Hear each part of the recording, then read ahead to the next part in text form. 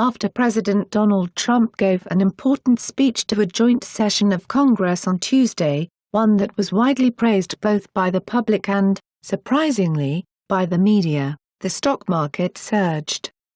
NBC News reported. The Dow Jones Industrial Average reached an all-time high Wednesday, closing above 21,000 for the first time, following President Donald Trump's speech to Congress.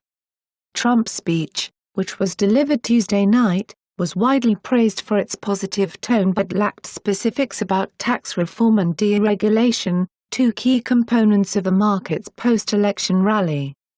The Dow advanced about 330 points with Goldman Sachs contributing the most gains.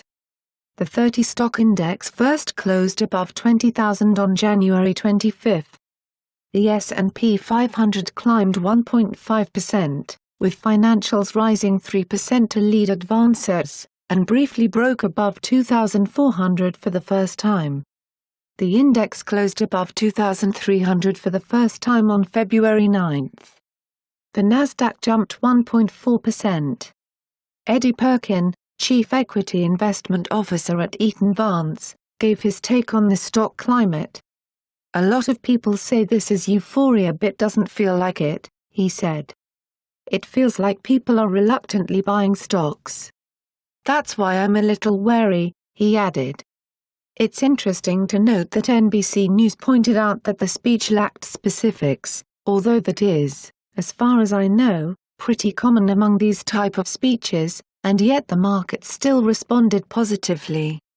As NBC News further noted, he's already given specifics which had a big effect on the post-election rally. Given that the president doesn't seem to have wavered on those specifics, it's reasonable to assume that people are expecting the things he's already spoken about and he didn't necessarily need to rehash them in detail during this speech. Just a guess. There's a lot of work to be done and a lot of obstruction to wade through, but the Trump administration is off to a strong start and this speech was undoubtedly a huge moment. Now he has to head back to work getting done the things he spoke about in the speech, and given what he's already been able to achieve, we should have a lot to look forward to from here on out.